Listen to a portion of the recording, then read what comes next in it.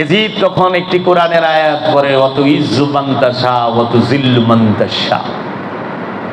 আল্লাহ যারে ইচ্ছা তার ইজ্জত দেয়, যারে ইচ্ছা তারে বেজ্জতি করে। মা জাইনব বলে খবিশের মুখে কোরআনের বাণী, কোরআন আমার নানার জবান থেকে বের হয়েছে, কোরআন পড়া আমার নানায় শিখাইছে, কোরআন অনুসরণ করা আমার নানায় শিখাইছে, নামাজ আমার নানায় দিছে, কুরবানি আমার নানায় দিছে, হজ আমার নানায় দিছে, তোর বাপ দাদারা দেয় নাই।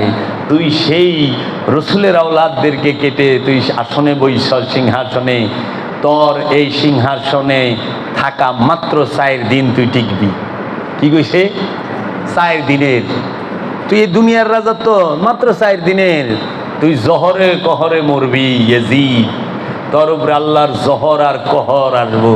সেই জহর আর কহর রূপে মুক্তার সাকাফি তিনি এসেছিলেন।